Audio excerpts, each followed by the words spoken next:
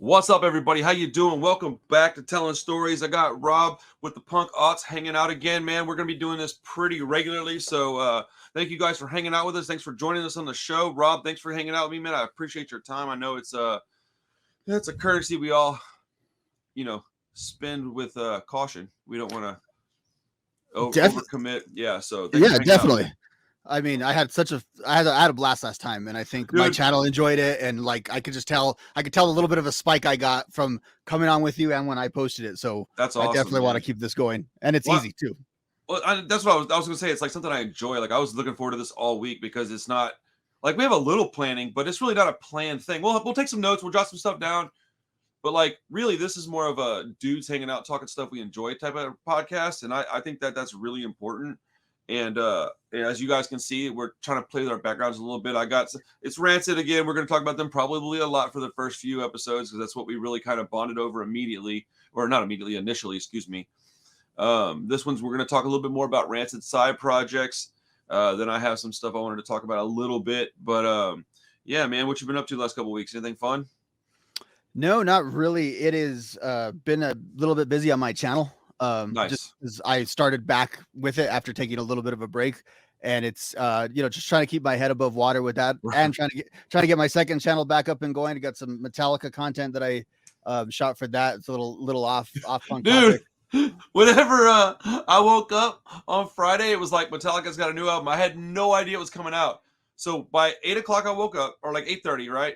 By 9:45, I had already listened to it and was writing my notes. And by like noon, it was filmed and up. And I was like, I'm already so tired. I was like, oh my goodness, dude. Like I woke up in bed and was like, oh, new Metallica play. Like walking around listening to it, getting breakfast ready. Like I had no idea that was even coming, man. Well, and then how could you not make content about it? Just from like a business perspective, obviously it'll get a lot of eyeballs on it. I primarily cover punk rock and hip hop on this channel.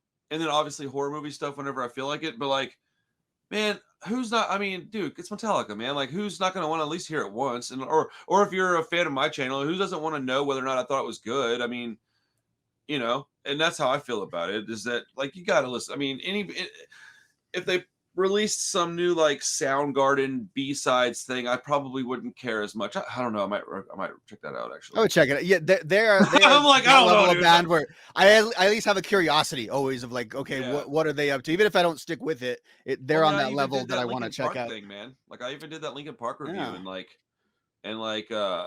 they put out the 20th anniversary of that, and it's 5 hours and something. Like I wasn't even trying to attempt listening to that. I was like, no, I'm good. So I just did a review, but yeah, like you said, it's a work on the channels. I mean, I'm covering two pretty distinct, genres plus horror movies on the second channel, and I also do the, shop and then I bartend, and we got families and stuff. So it's a lot of work to do this, man.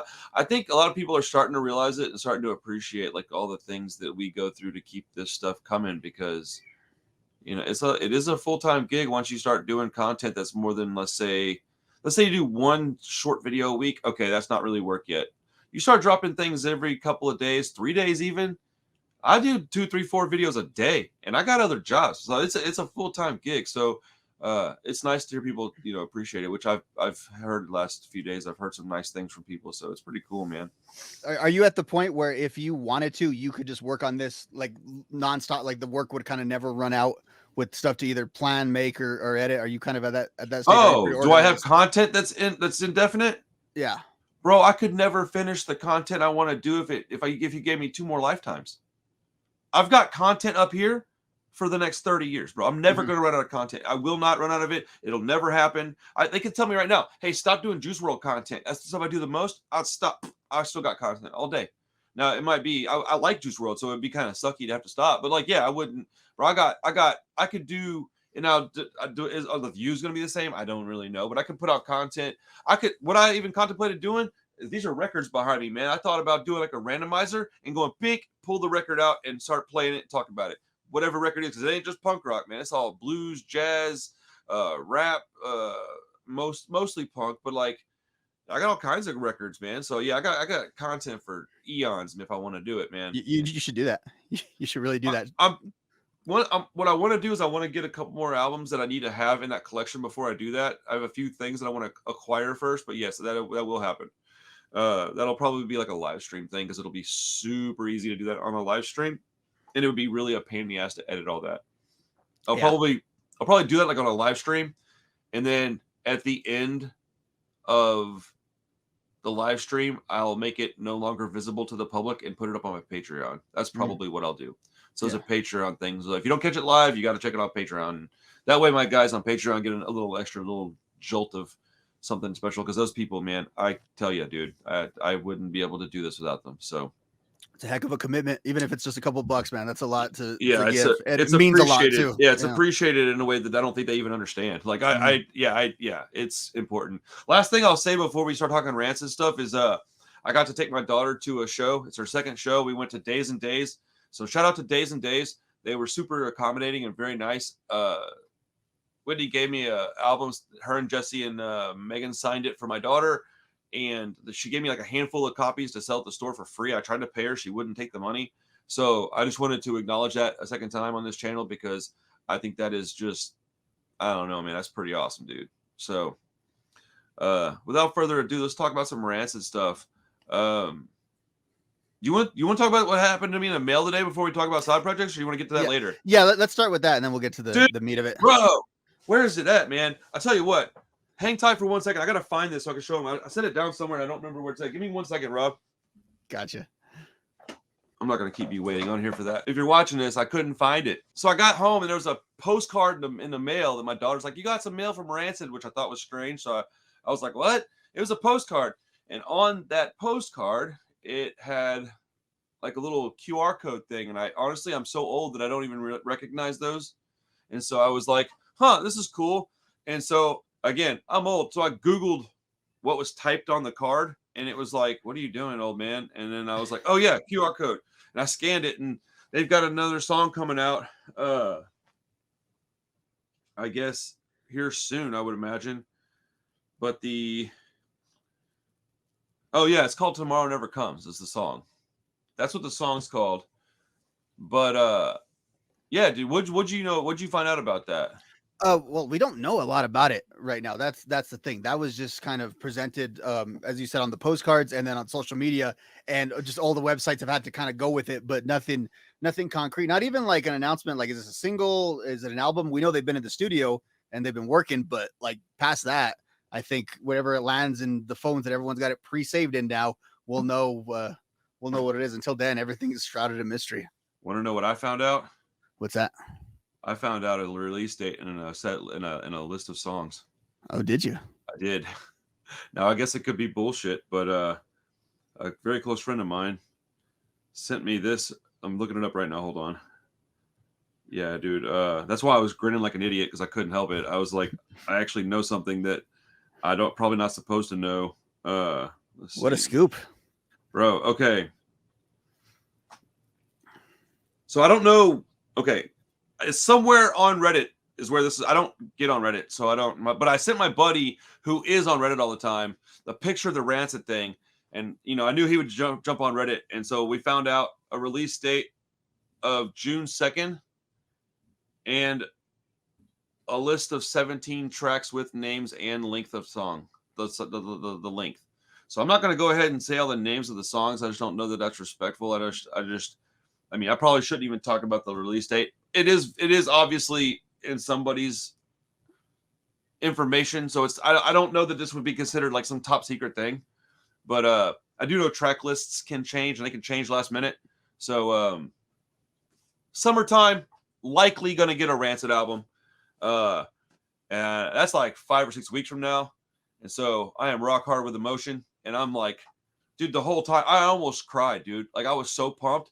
Because all year I've been going, dude, I hope we get a Rancid album this year. And they're a summertime band. They always release in the summer. Yeah, don't they isn't it typically at the end of the summer? I want to say like they're like I recall August. getting them at the beginning of the summer and then having to look forward to Warped Tour in like July, August. Mm. Well, that's the difference though. Now in general is the promo cycle is a lot different. Like Yeah, because we hear everybody's about it school's different. Yeah. and the albums come though too. You know what I mean? I feel like there used to be a lot more buildup. Like I remember the Indestructible cycle and that was a We whole used to different get story it 'cause it was like longer. But December, January. They're like, hey, this is coming. yeah, or you'd see them on tour or something. And they play they rip out the one song and Yep, play out a and single, and then you didn't know it. Yeah. I remember hearing Fall Back Down at the Warped Tour in 03. I think it bro, was and I out, was but like, it what wasn't is this? there. Yeah.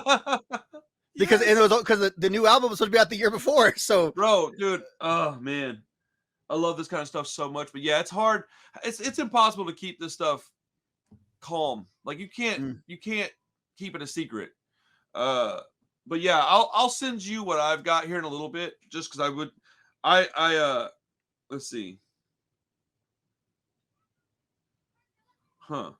Somebody says Tomorrow Never Comes. There's the record title. And then it says, since I found the information on Google under the Rancid YouTube file, I think it is legit. And then it says release date, June 2nd, 2023. And then it says songs, and it's got a list of songs. I counted them earlier, so I think it's 17. It might be 16 or 18. I could have gotten that off by one because it's not like down. It's like just song title, song title, song title, song title. So I was counting them. So I think I got it right. I think it's 17. But based on the song length, it looks like it's probably going to be about a 40-minute album. Mm-hmm. So right in kind of the heart of what they do. I mean, not the shortest, but it really looks like it could end up being like a legitimate, just like straight up. Mm-hmm. I don't want to say the word classic, but I mean like a classic Rancid album. You know, 42 minutes, structured like Let's Go, structured like Let's Go. Songs. Yeah. I'm like sweaty palm thinking about this, bro. I've been waiting for this for what 5 years now. Yeah, was it 2017? Was that when? So 6 years. Yeah, so 6 years. That seems like so long ago too. Like dude, it wasn't that long ago, but that was a different lifetime ago. No, that was a different lifetime ago, bro. That was pre-COVID's a different lifetime. I'm sorry, but like 3 years ago from now, that's a different lifetime ago. We think of things like pre 9/11, pre-COVID. That's how I look at things like pre 9/11, pre Hurricane Harvey, pre-COVID for me. That's my three big things in my life that are not children. yeah. But, I was gonna say, yeah, other than personal children, I have 08 as a bit of a dividing line. I don't know if it was the economy or what, but I also was that was the year I turned 21 and stuff. So that's a big dividing line. That's a big one with a major event going in there. But yeah, 9/11 and COVID are the two that I kind of put as the time markers for sure. Yeah, I turned 21 in 2003. So I was like, I still look at 9/11 as that big marker for me. Mm-hmm. But I mean, I can remember exactly what I was doing when that happened, bro, and I don't remember hardly anything. That's how impactful that was. Yeah, so hopefully you guys have a Rancid album to look forward to. I know I'm not even have to mention me. I know I'm going to be there day one getting that. I'm going to pre-order the shit out of that thing. So, bro, what do you think it's going to sound like? I'm curious because they're in a mode we're going to talk about a little bit where they're doing a lot of like non-Rancid-y stuff. Like all the members feel like they're kind of, I wouldn't say disconnected from Rancid, but they're all doing their own thing right now. So I don't think we have like a hint. I want to say it's going to be more ska style, more of that kind of style. Okay. But yes. I don't know. Is that where your head is at?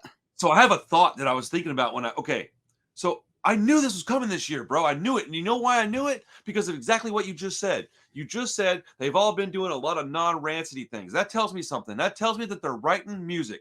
So if they're writing music, they're writing a Rancid album because they're all doing stuff, right? So what are the songs they're putting out? They're the songs that don't sound like Rancid songs. They're like, well, I don't want to put this on a Rancid album. It sounds like nothing like Rancid.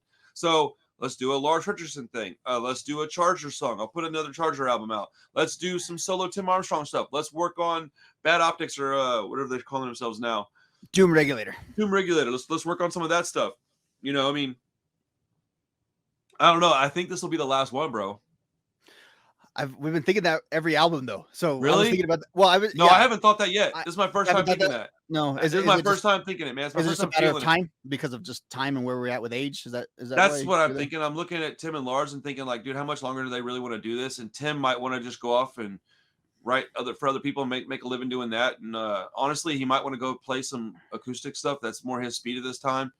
And Lars really is getting pretty deep into his solo stuff and his side projects that we'll talk about in a minute. And I think that Charger is a band that could tour endlessly with other little Motorhead worship bands, and Brandon, I cannot pronounce his last name, poor guy.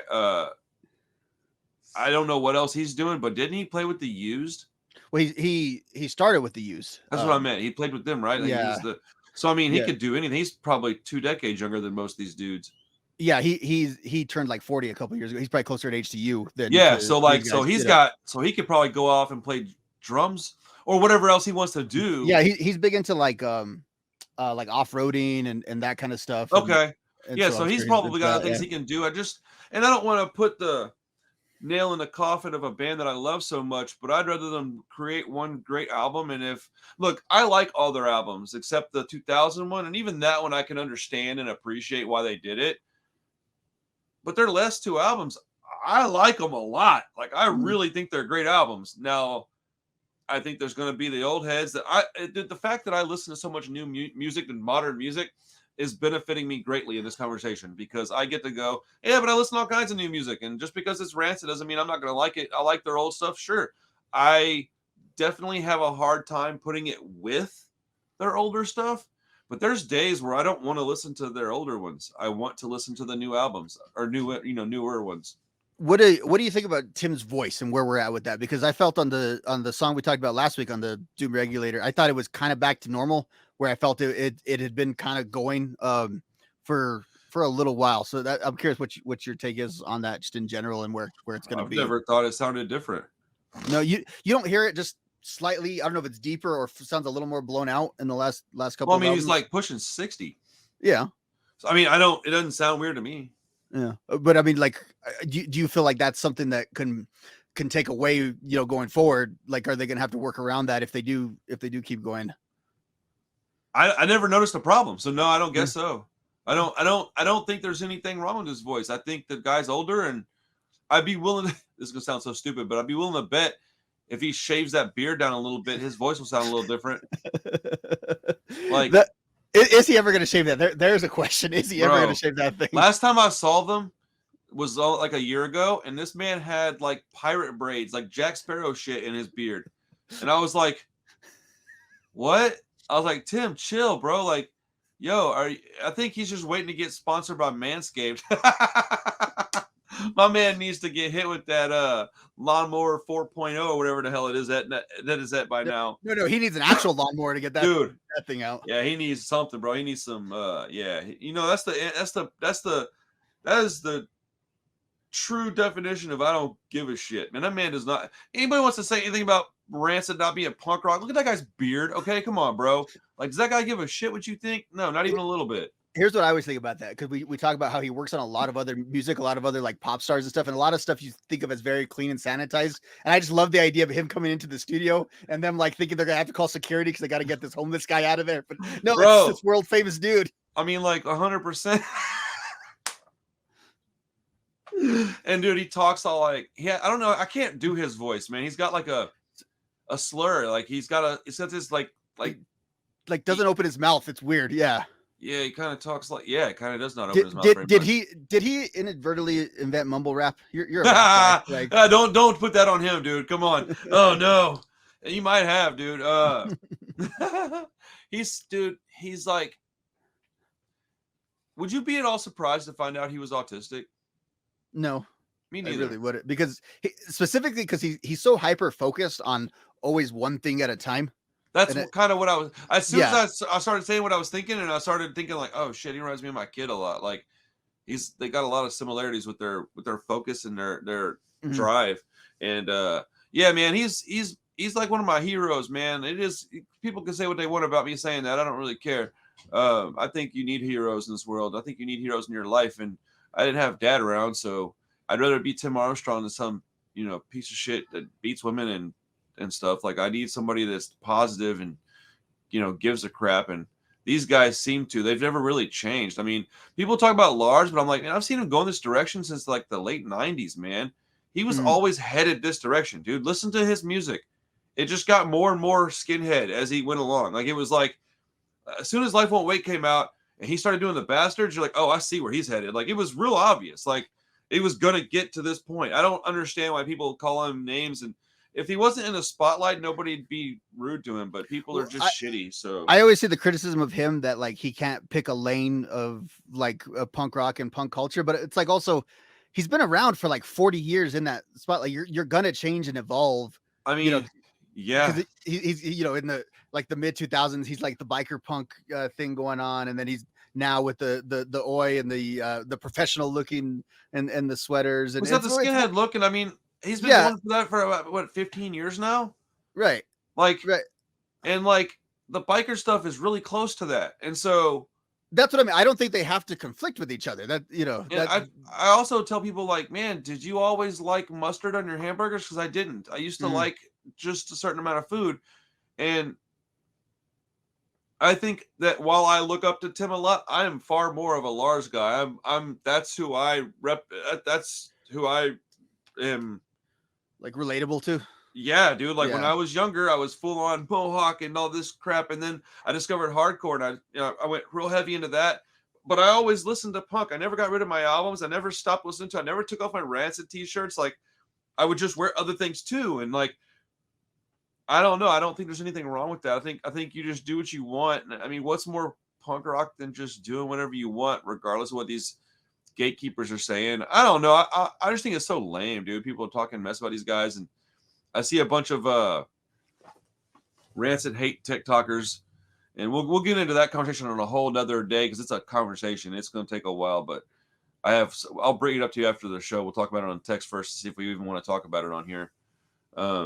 Yeah, that's a deep dive for sure. It is a very much a deep dive, and it makes me like physically mad because it's the stuff that I hear is just so out of pocket and out of line. And honestly, how do we even know it's true? Like, some of it's got to be. Anyways, let's move on. Let's talk about their side projects. That's ultimately what we're here for, anyways.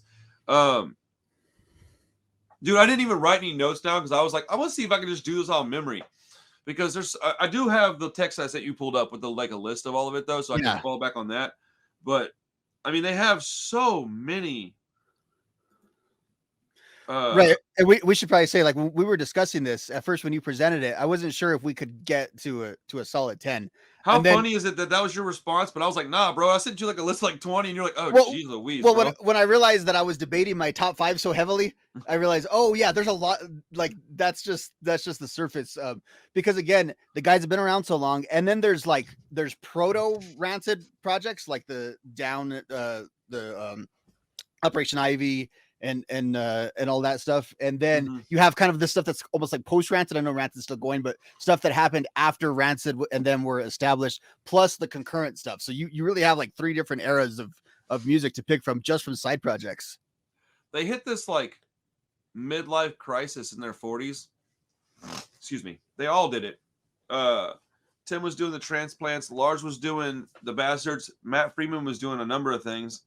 I saw Matt play with Social Distortion in Austin at Stubbs. So I know. Sorry, I got to get a paper towel. I can't breathe. Allergies are killing me, man. Oh, come on. Anyways, so they were all doing things in the early 2000s, and they were in their 40s almost back then. People just don't, dude. These guys have been around, man. They are the exact age of my parents, and that has always blown my mind. Like just in general, because you think of your parents and you think of, okay, these are the coolest guys in the world. And just to know that thought about it like that they were that, because even at that time, that's a weird time period where there's a lot of younger punk rock that was emerging, but like the legends were still like at their peak in the early 2000s. Pennywise was still going, Bad Religion had made their comeback, so it was a mix of older and younger in that generation, but you didn't think of them as a 90s band necessarily until I appreciated the history and realized they actually belong, to the 90s than to that time period. That time period, though, when they're all doing their side projects, that's the one time I did think they were going to be done for. I thought Indestructible might have been like their send-off record, and you had all the like personal crisis that was going on around him. Really? I remember they thought Matt had cancer. Do you remember that? Yeah. Right around the time he was doing the social, I just thought like, oh shoot, this might be it, and they're going their different directions. And I mean, that was 20 years ago. When I saw, which is crazy because it is, dude. It is actually 20 years ago this year. When I saw that, I thought the opposite. This is so crazy how anybody's perspective and point of view could mean any millions of different things, because I saw it as, oh, they called this album Indestructible. They're not going anywhere. That's how I felt when I saw that. As I was like, oh man, this is just like you said, it's Let the Dominoes Fall. It's no, that came after that. It's like, bro, my brain is, I'm trying to keep it. Wait, yeah, Indestructible was 2003. Well, yeah. No, but I think the analogy I made last time, it was a continuation of the Let's Go Out Come the Wolves Path, where Life Won't Wait and self-titled are kind of on a different plane. This was like the next chapter. Yeah, and in that lineage. Yeah, it felt to me like they weren't going anywhere. And so when Let the Dominoes Fall was announced, I wasn't surprised. I was like, there we go. And then they did that double album with the acoustic version, and that's one of my favorite releases. Period. That's how I got Dominoes, because I didn't get it right when it came out. No, I was fading a little bit from punk rock at the time, so it just wasn't a top priority. We all do that at some point, man. For a little while, you have to, dude. There was that comment last week, and it's like, you didn't check out the One Man Army side project, and I was like, no, that was right in the era where I kind of was, before I come back, to it all. Well, we all fall out of it for a little bit. That's how you can tell. That's how you test whether or not you're a lifer, is whether or not you've come back. Like everybody I know that is punk rock or whatever you want to call it has. Now they may not have stopped dressing like it or listening to it, but they stopped actively being in it, and so they would not go to shows as much. And that's what I mean by that. I don't mean you didn't wear your shirt still. That doesn't mean you didn't have a mohawk. It just means that you didn't participate. Yeah, and participation is key. And I'm just now getting back into participation. Like I'm going to shows again, and I'm taking my kid, my wife, and I'm trying to get back in and give back. I want to sign some bands, put out some tapes, and like give back to the community and show these youngsters, like, yo, dude, when you're my age, you can still love this stuff. Don't worry, man. You don't have to go nowhere. Because I was talking to kids this weekend, they were like, dude, you're 40? I'm like, yeah. They're like, huh? I'm like, yeah, I'm probably the only 40-year-old up here, really. And there was a couple of us, but not many. And it's whatever though. I don't get whatever. I'm a lifer, bro. I was never gonna stop listening to Rancid no matter what. Like, this is my favorite band. So that there's a few other bands that go along with that. But like when I was in my 30s and I was kind of figuring things out and I was having kids and getting married, I was like, okay, what do I still love more than anything? And I was like, shit, dude, punk rock. Like not just Rancid, like a lot of bands that I was like, I don't think I ever want to not listen to this. Like I can't imagine waking up.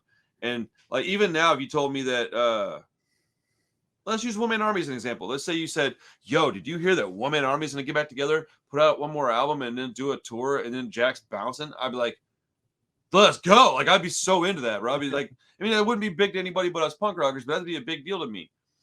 And, I think that when I heard,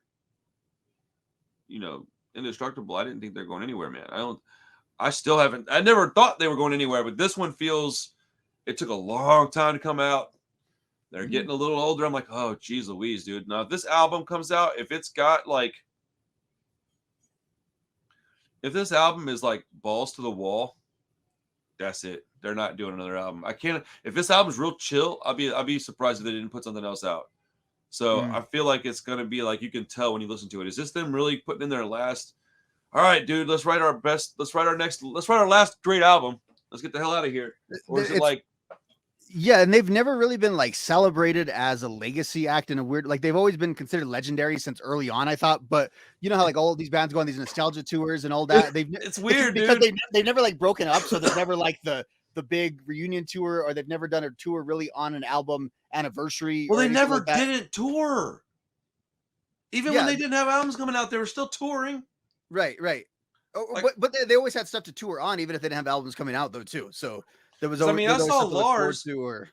I saw Lars in a place that was. I saw the Old Firm Casuals. My friend's band opened up for them, and that's the first show my wife went to. And I took her there, and it was like, I got Lars to come talk to us, and I mean, it was like small. And I was thinking, like, man, if these kids that were here had any idea who this guy was, like, they would be freaking out. But he kept kind of a low profile, and the old heads knew who he was, and it was pretty cool, man. So what are your favorite couple of let's start with our favorites. I want to keep this a positive conversation, because I think there's going to be bands and their side projects or whatever that we don't really like a lot. But what's your handful? Let's say your top three that you, without any particular number, I guess, but like, what are your 3 or 4 favorites that you really enjoy? Okay, so I have like what I would consider my 4 sort of essentials. And these probably won't be that surprising, but they are over your shoulders. Yeah, basically. Okay. 100%. Yes. so Lars and the Bastards, to me, just an extension of Rancid. Just I don't necessarily make a distinction between that project. I do in some of his other stuff. Op Ivy, obviously, we talked about them a lot last week, and they're super important. The Poet's Life, I love that album. I don't even necessarily like that kind of music, but I love that album. And then and speaking of music I don't really like because it doesn't actually exist anywhere else is the Transplants. And they with the Transplants and Lars, we got a double dose from them too. So you've got 2 or 3 actually from the Transplants. You have actually quite a bit of songs to consume where a lot of other these There's are 3 albums one-offs and or an one EP. albums. Yeah. So we have a lot and of the music. first album was Chopped and Screwed down here in Houston. So that's like a whole Yeah. separate thing. Mm-hmm. And it's funny because if you look at it, probably the most mainstream of the 4 of them is the Transplants. If you think about it, like they've been on a Super Bowl commercial. They were on the shampoo commercial back in the day. They were on a Super Bowl commercial. Yeah, so it was, and I remember this distinctly, and I found it on YouTube the other day. It was, I want to say 2003. It wasn't in the commercial, but the bumper music that they play, like after the halftime show, like presented by Pepsi, and it was Diamonds and Guns playing in the background. That's awesome. Yeah, so okay, that's funny.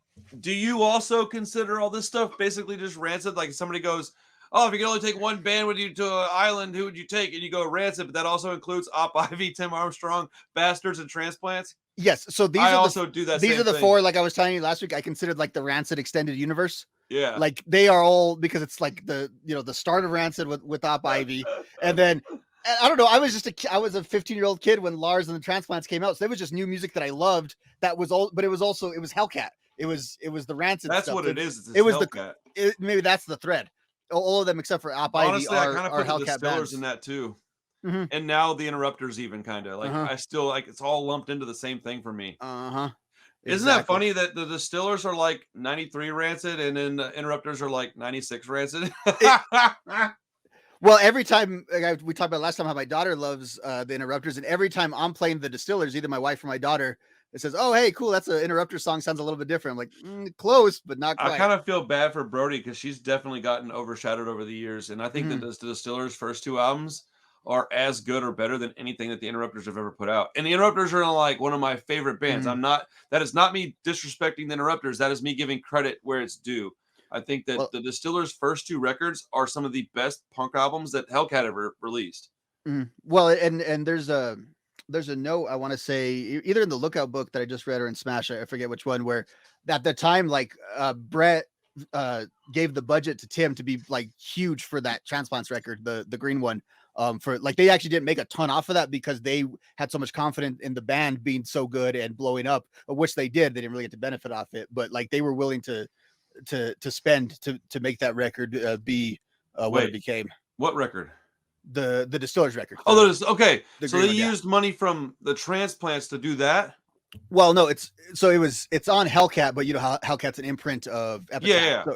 So the way it made it sound, I think it was Fat Mike who talked about this, is they had high hopes for that record. So like for the money Distillers record. Yeah, the money allocated to it was larger than normal for like a Hellcat level. Well, dude, project. I mean, it's like, hold on, let me find it real quick.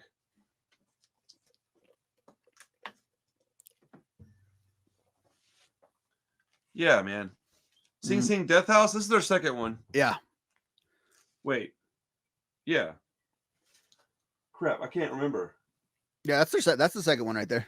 The first one, that black. It's like black with a little green. That's what it is with the dog on it. Yeah. Yeah. Or the wolf or whatever. No, that's a great record. They're both amazing albums, but this is like might be a 10. Like, this is. I did a video on we were talking about alternative press last week, and it was an alternative press cover story with the Distillers, and I did a little video recapping.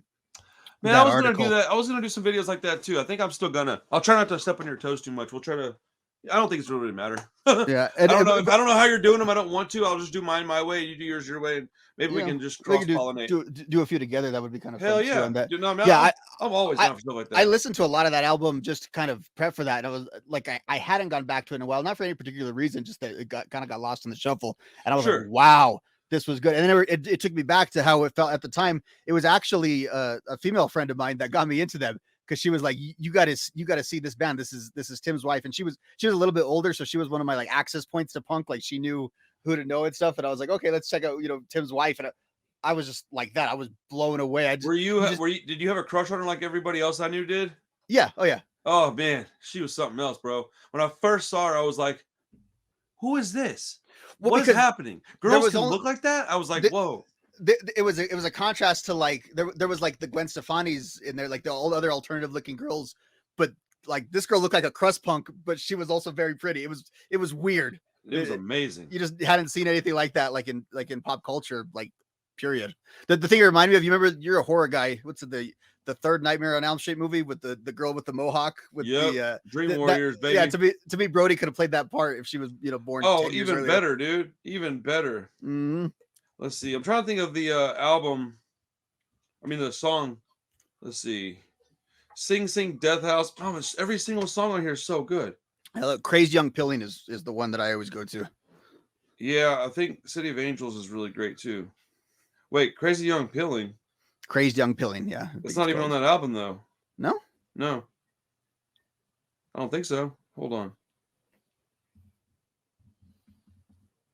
Wait. No, I don't see it on there. Unless I'm tripping. Is it called something else? The Young Crazed Pilling. There you go. Let's see. Oh, I'm looking for the stupid. I'm looking at the wrong thing. Oh yeah. Yeah. And then I am a revenant or revenant. Revenant. Yeah, I'm a revenant. Yeah. Sing Sing Death House, dude. Man. And then their first album starts off with Oh Serena, which is just a banger. Like that, dude. That band was so good. I saw them play a couple of times, man. I felt pretty fortunate. Because they didn't tour down here much, and they weren't good past Sing Sing Death House. I don't care what anybody says, dude. Coral Fangs sucks. That album's terrible, man. They turned into like Hole. They turned into Hole. Like I don't like Hole. Hole sucks. I actually checked that one out too. I didn't mind it as much. I didn't listen to it at the time because I was like, hey, no, they left the camp. Like I'm not gonna listen to that. I don't care now. I definitely felt like that, and I still feel like that. They fell off, dude. When she started hanging out with old buddy from whatever that douchebag's name Stone is. Age. Yeah, that turd. Yeah, Josh Homme or whatever. Yeah, when she started hanging out with them, their music changed, and I was like, all right, I'm out. I was so devastated by that. I had a subscription me too. I still to Rolling this Stone. day. I had a subscription to Rolling Stone, and it came in the mail, and I just, the internet was around, but I didn't have it in my house at the time to know that they were split. And I was like, what the hell is happening? And that it coincides with they announced the Warped Tour was coming. They were supposed to be on that Warped Tour, and I was all psyched that I was going to see the Distillers and Rancid. And then they announced that they weren't on all that happened at the same time, and I was like, oh shit, and everything everything changed. Summer up bad. That summer was terrible because of that. But I remember, like to this day, I won't listen to the Queens of the Stone Age, dude. I just don't like their music. I've always hated that kind of that fuzz rock kind of stuff. I kind of like that kind of music actually. Yeah. But like, I will not listen to that group. I just won't. My brother, that's like his favorite band, and I'm like, I go to his house. I'm like, nah, bro, don't turn that shit on. I want to hear it. Like, he's like, really, dude? 20 years later, I'm like, yeah, bro. I just don't like shitty people, and that was a shitty move, dude. Like, sorry, like it is what it is, dude. You don't have to like it. I don't care. You don't have to agree with it. I don't care. That's your prerogative. You can listen to whatever you want.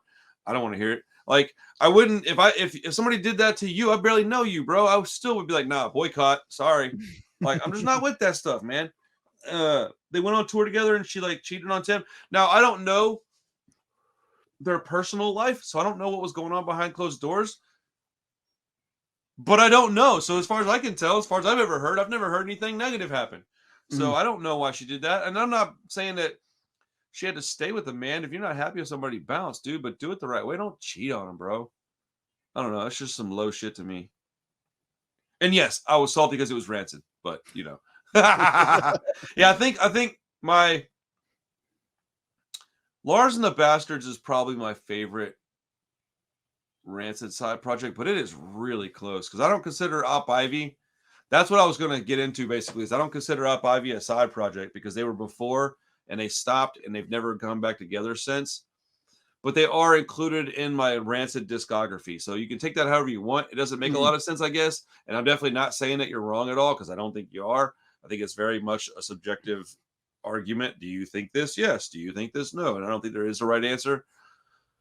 So if you take out Operation Ivy, it would have to be Lars and the Bastards for me because those two records are they're just so perfect. Mm-hmm. Do you remember when you first heard them? Yeah. Actually, very specific. I had a friend that had both of them before I did, and he lent both of them to me, and I was just blown away. When especially the first one, the second one, not that it's not as good, I just wasn't as blown away because I knew what to expect, and I was a little more That's kind of in there. that's almost exactly how I feel actually. But like, what's the when I heard "To Have or To Have Not" too, I was blown away like that. But then you have a song like "Dead American" that's just so aggressive, and it's like that Rancid 2000 stuff that you and I were saying that we don't actually like. It's actually a better version of that. It's like doing that, but I That's think doing it a little bit better. that's kind of how I took it. Whenever I was listening to it, I basically would in my CD box, I had my stuff in like chronological order. And when it got to Rancid 2000, that album was gone, and in its place was like the Lars stuff. That's basically how I had it set up, so I could just go pick an album out and listen to it. But like, yeah, man, I just when I first heard it, and I was like, oh, this dude's riding a Harley, because I saw them play in. Oh my goodness gracious! Hold on, let me figure out what year this was. Let's see. Okay, so that was 2001. So yeah, I saw them play in 2001. I think they were touring on that album.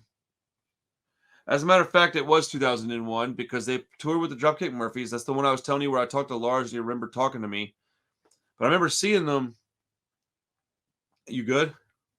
Yeah, I was looking for the vinyl of it. Oh, okay, okay. I wasn't sure if you had like a dog that was in there or something. I was like, I wasn't sure that. At first, I thought you were looking for a record, but then I was like, maybe he's not.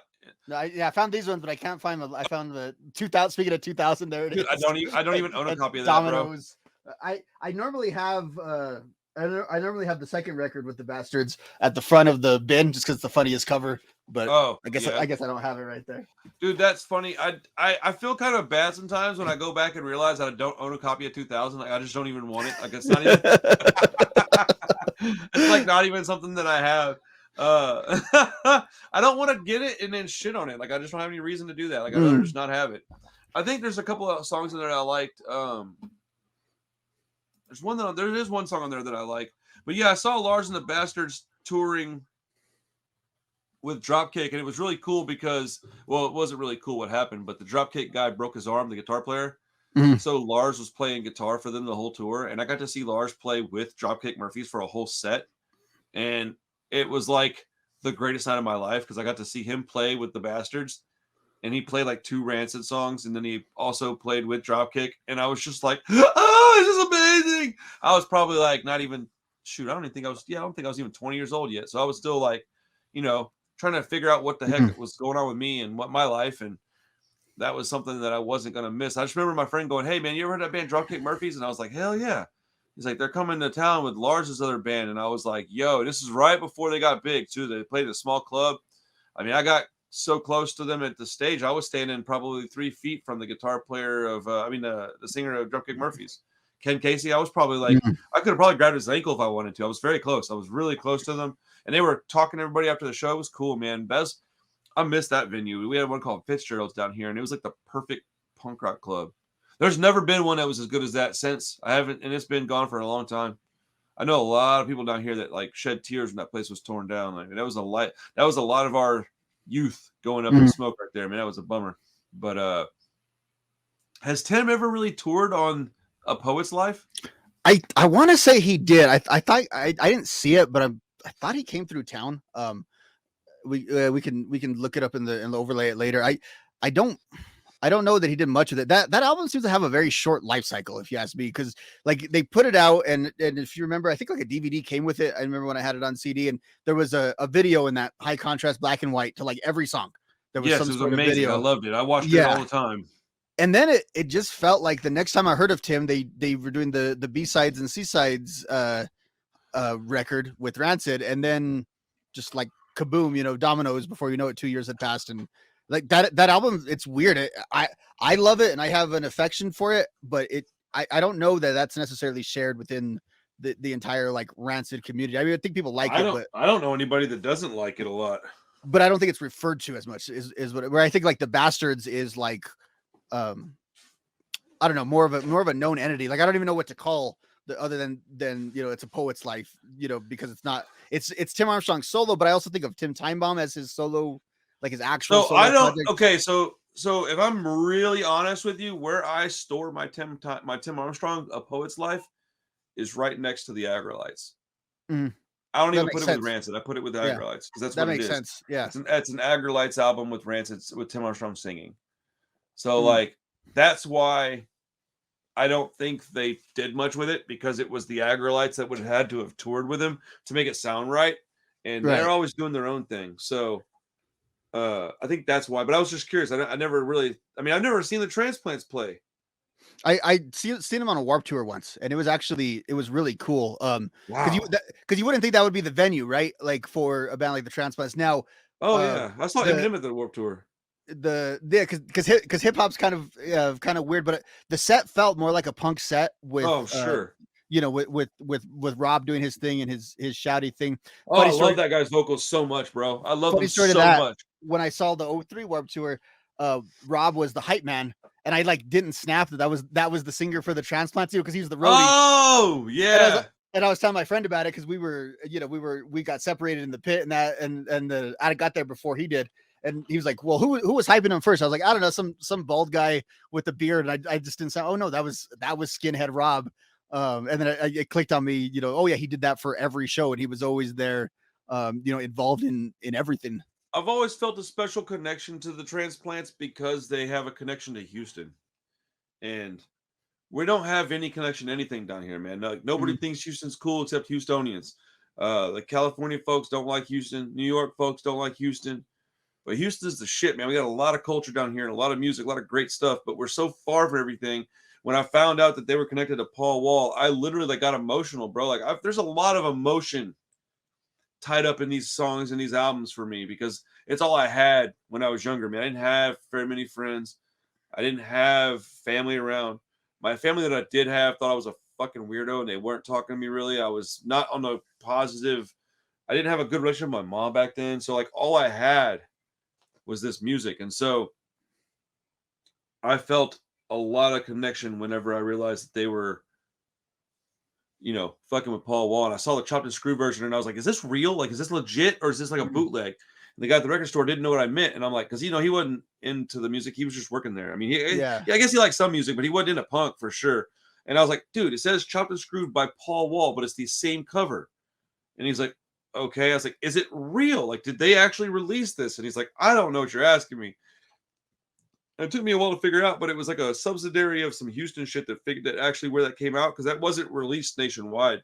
To my understanding, they might have had a copy here or there floating around, maybe in some Southern California cities, but I doubt that. I've only ever seen it online. That's yeah. I had a physical copy of it. Like I had like the actual copy of the album that was chopped and screwed, and it blew my mind because it sounded so much like Houston to me. I like literally like right now, if I was to pick out one album that just completely I don't know, amalgamated Houston and like punk rock and like what I love, it would have to be that because it's exactly what I am.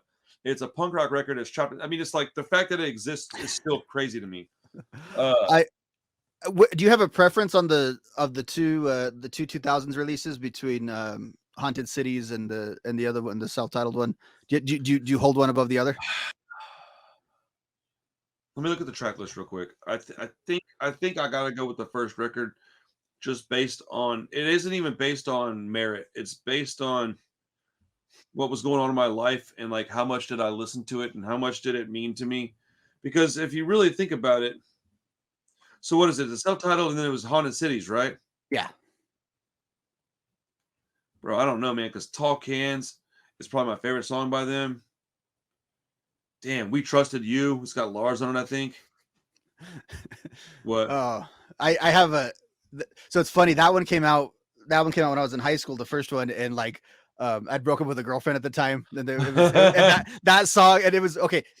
Be honest, it was the girl that got me into the Distillers. Oh no! And then Brody's like kind of in proximity to that, and I remember, and it was a friend of mine that she got. They're all good people. They're probably watching, so hopefully it all worked out. But I used to play that song and be like, yeah. And it's funny because a buddy of mine said, "Hey, I heard this song and that reminded me of you," because I was just going through that phase where I was all broken up and sad all the time.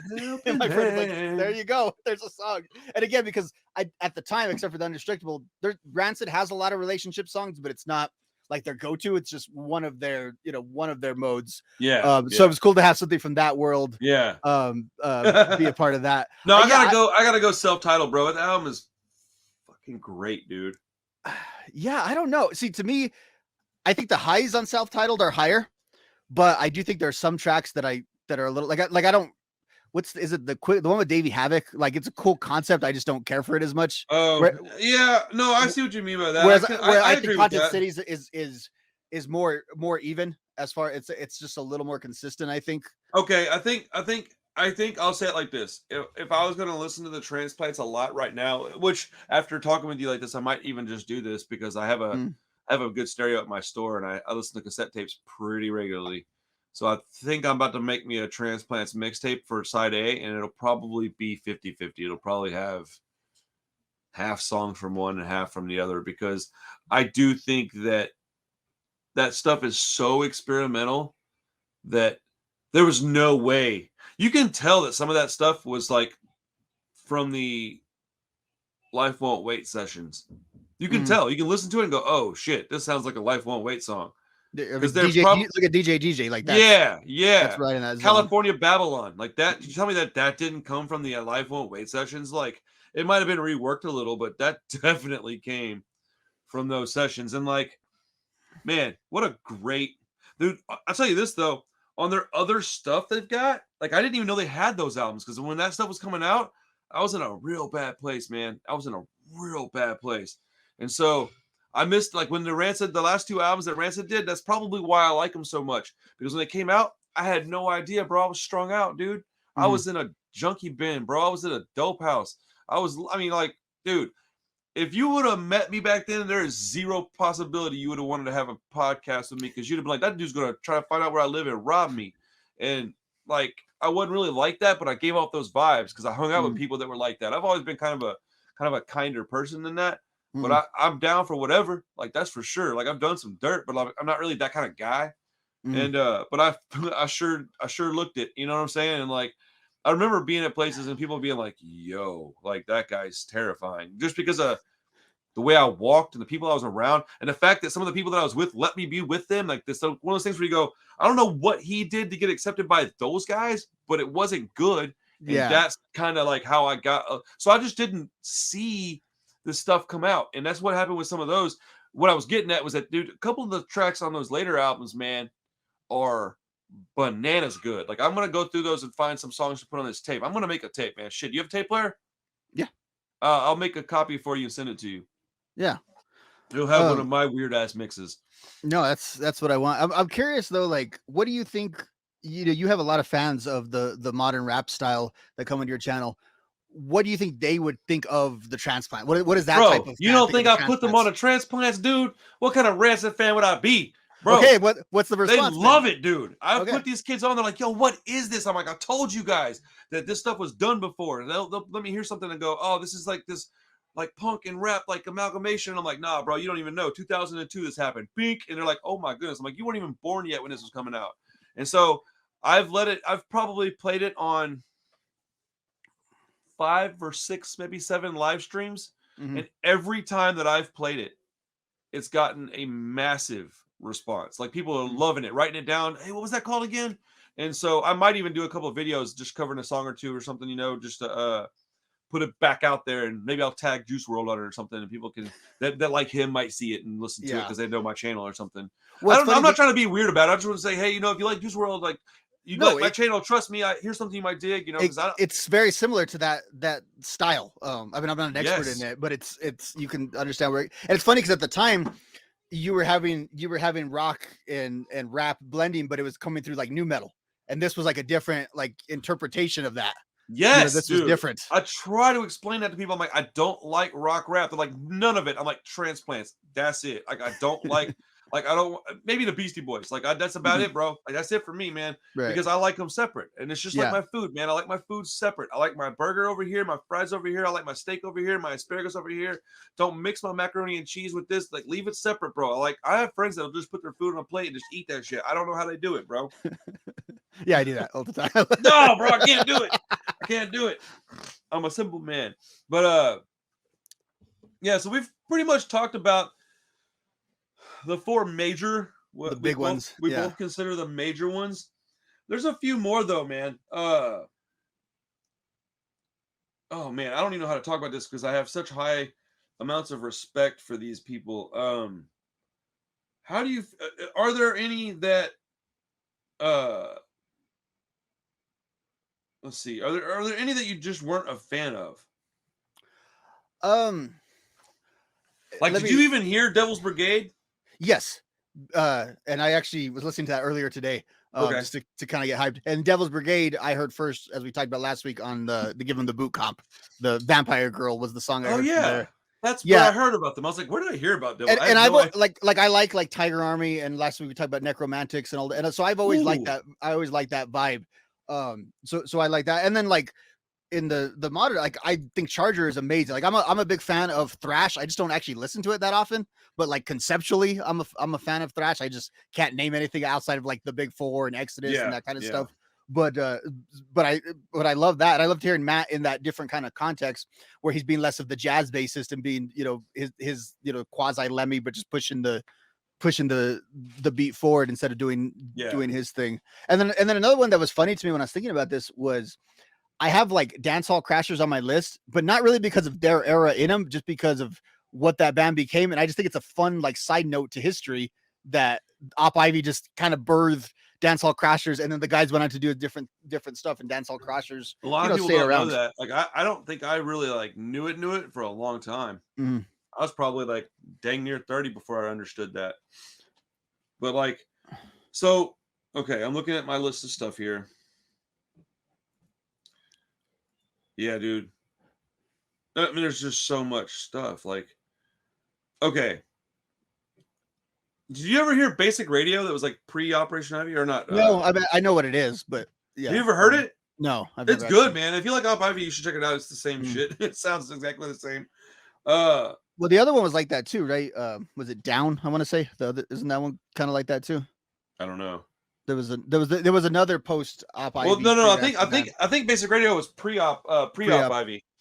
Is that the one? I think that's the one. Then they got into that comp. I want to say. I believe so. It's only got a few songs that are even out there to listen to. Yeah, and like they were like 13, like or they something were like that. Real young, dude. They had to be like high school freshmen or something when they made that. But like okay, was I mistaken? Did you mention Charger a second ago? Yeah. What did you say about Charger? Did I miss it? Just that I generally like thrash. Okay, so you acknowledged it a little bit. Okay, so Charger's one that I like and I want to like more than I do. I just can't.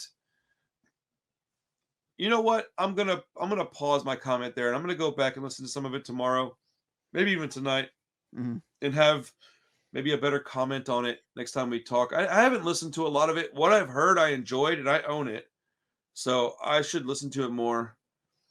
I think that I don't really like Matt's vocals that much. I like Lemmy. But when I hear Lemmy, I want to hear Lemmy. So Matt sounds a lot like Lemmy. So I probably should like it more. I bet if I just listen to it a few times, I'll probably find a few tracks I really love. Do you hold that? Like I think Matt's vocals works in Rancid because they don't bust them out that often. So when you do like a Black Derby Jacket or something like that, it like sticks out as like a cool moment in the set, and as a nice break. I don't necessarily want a whole set of him singing songs either, though. Like that wouldn't necessarily be so fun. And I mean, that's why he's never going to have a band as big as Rancid outside of Rancid. It's not because he's not capable. He's one of the best bass players probably of all time in music and all genres. Yeah. So, I mean, he's a living legend, but not everybody can do everything. And with all respect, I love Matt Freeman. I like Charger. I need to listen to them more. I think the one that I like the least is probably Old Firm Casuals, dude. I was going to ask you about that because I'm not as into in general the outside of the Bastards into the Lars, what's it, Cocksparrow and all those other ones that he goes into. I don't love that stuff as much. Like it's not bad. I just don't. It doesn't do something for me where I feel like I need to listen to it. Well, whenever the Old Firm had their biggest album come out, like their third release, it was like their full length. Yeah, I jammed it nonstop. I liked it. I still do. It just doesn't feel right. I don't know how else to explain it. It doesn't feel right. It feels like he's playing with the wrong people. And well, I met those guys. They're super cool dudes. I was hanging out with them. They're very nice guys. And I don't know what else to say about it. I feel like a dick saying it, but like my buddy's band played with them. And I got a poster in my room, Old Firm Casuals with Liberty Justice, because that's my friend's band. And I was real proud of him for that. But like, it just felt different. Although he did play some Lars and the Bastard songs, which was freaking rad. So like, I don't know, man. Like they never fall into that groove on their album. Like the album never gets to the point where you go, hell yeah. Like it's always like almost there. I don't know. He's trying to go too hard in that Viking shit, I guess. I don't know, man. I don't really know. It's like, I think that's his, what do you call it when you're looking for yourself? You're trying, his like, he's confused, man. It's like his I don't know what he's looking for himself. I feel like he's confused. Well, we talked about last week. He did that podcast with the Event Sevenfold guy. He talked about at that time he was. I don't think he was going through his divorce yet, but his marriage was kind of falling apart, and his way of like filling that hole was just to make music. And so that's probably a lot of what you're kind of getting there. Is it's maybe there's not the full passion in making it. You know, he's obviously. But he didn't want to be at home. He needed to be busy. Right. And he said that was his sort of the exit. Like he's not a drug or drinker guy. That was the thing he was just diving himself into. And he didn't want to stay off the road. Wanted to just keep making music, keep recording. And yeah, because I mean, he was playing like tiny venues, and I was really surprised. I was like, what's he doing? That answers a lot of questions, man. Because I love that. It's funny, man. When you look at their stuff, there's so much stuff that's great. Like, and even with Old Firm, there's some songs that are freaking awesome. With Charger, there's going to definitely be a few that are just badass. I mean, the singles that I heard that they put out were great. But, like, nothing is quite... I mean, how in the world could you be a part of Rancid and have any desire to do anything but make that music? Because it's so timeless. And they don't really have a box other than, I guess, kind of punk. But, like, it's really, like... They got, like, some ska stuff. They got some rock steady. They got some third wave ska, first wave ska stuff in there. They've got some skinhead type stuff. They've got a bunch of street punk. You can really play whatever you want as long as your guitar's tuned the right way. You'll sound like Rancid if you're the guys in Rancid. So I don't know how you could even want to play other stuff. Like, how hard would it be to be motivated to make other music and go, I know if I put this out, it's going to sell 5% of what the other album would have sell if it had a different name on it? Is it just a question of like, can we get together and do it? I feel like that's what it is. That's probably what it is. And like, to be fair to them, they're the one band that you don't hear a lot of discord between them as members. So maybe they are allowed that space. You know what I mean? Yeah. To be creative and do that. You know, more power to them. Yeah, we talked about Metallica earlier. You know, when Jason Newsted couldn't make his solo album, he had to leave. So maybe it's a way for them to stay in unison. They're clearly doing something right. They're like the longest tenured band without a problem that I could think of besides maybe No Effects, but they've almost broke up like 1,000 times. They've had problems with Mike for years. Right. I don't have no problem with Fat Mike. He's kind of figured out himself finally. And they had a dead period to start their career too. It had, like, Rancid hit it running. You had to have the Op Ivy era. And then once they get the 93 album, it's full go over the rest of the 90s where No Effects, it's Fat Mike's band while he's still in college and stuff for about 10 years, before they really get cranking. Today, I actually realized that Subtitle was 30 years old. Today, I realized that today.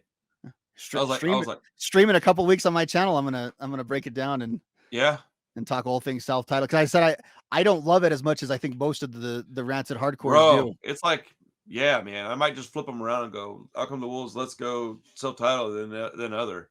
Like, that album is, how can you not love that record? I don't even understand that, dude. I think it's the thing we've been talking about a lot. It's generally when you receive something Like it wasn't as readily available whenever I Yeah. started getting into Rancid. So it was just a little bit of an extra, and I already kind of loved the Rancid that I loved.